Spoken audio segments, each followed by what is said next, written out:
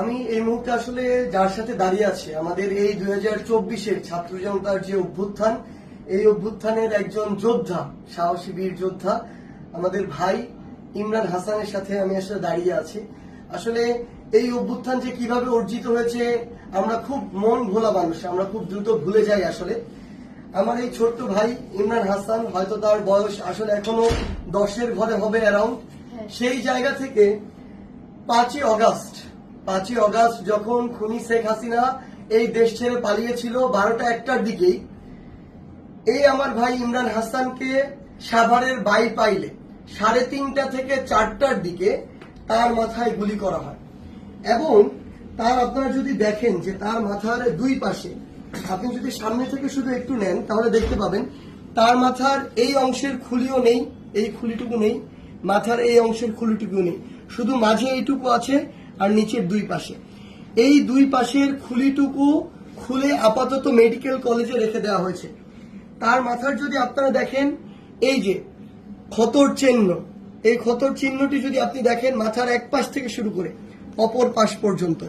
এবং আমার এই ভাই, আমার যোদ্ধা ভাই ইমরান, তার মাথার দুই পাশের খুলির অংশটুকু এখন আর নেই, এটি রয়েছে হসপিটালে। এবং আমার এই যোদ্ধা ভাই আজকে এসেছে জুলাই শহীদ স্মৃতি ফাউন্ডেশনে। এবং সবচেয়ে বড় কথা হচ্ছে আমার এই 10 বছরে ইমরানের মতো ভাইরা আমার যখন এখন পর্যন্ত গুলির আঘাতে তাদের মাথার খুলি হারিয়ে এখন ওই মাথার খুলির অংশ ছাড়া বা ওই খুলিটি হসপিটালে রেখে শুধুমাত্র এভাবে হাঁটতে হয়, যখন আপনি তার চামড়ায় স্পর্শ করবেন আপনার হাতে তার মগজের নরম স্পর্শ লাগবে। এমন আহত যোদ্ধা ভাইরা যখন আমার এখনো কাতরাচ্ছে, এখনো যখন তাদের মাথায় ওই খুলির অংশটুকু স্থাপিত করা হয়নি, তখন এই রক্তের সামনে, এই লাশের সামনে, এই হাজার হাজার শহীদের সামনে আমার এই বাংলাদেশে আবার ওই খুনি শেখ হাসিনা এবং তার দোসরদেরকে নানাভাবে পুনর্বাসিত করা হচ্ছে।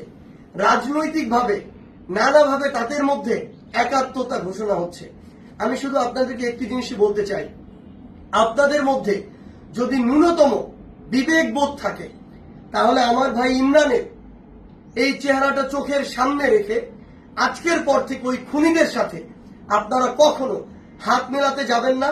যদি ন্যূনতম আপনাদের মধ্যে ব্যক্তিত্ব বোধ থাকে তাহলে এই 10 বছরের ইমরানের চেহারাটিকে সামনে রেখে কোনোদিনও ওই খুনির যে দোসররা ছিল তাদেরকে পুনর্বাসিত করার জন্য, নিজের দলে টানার জন্য, তাদেরকে নিয়ে একসাথে চলার জন্য আপনাদের যে নোংরা কার্যক্রমগুলো সেগুলো করবেন না। যদি আপনারা সেগুলো করেন তাহলে 24-এর ছাত্র জনতার অভ্যুত্থানের যে স্পিরিট, এই স্পিরিটকে আপনারা অপমানিত করবেন।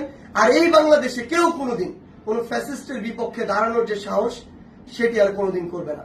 ধন্যবাদ।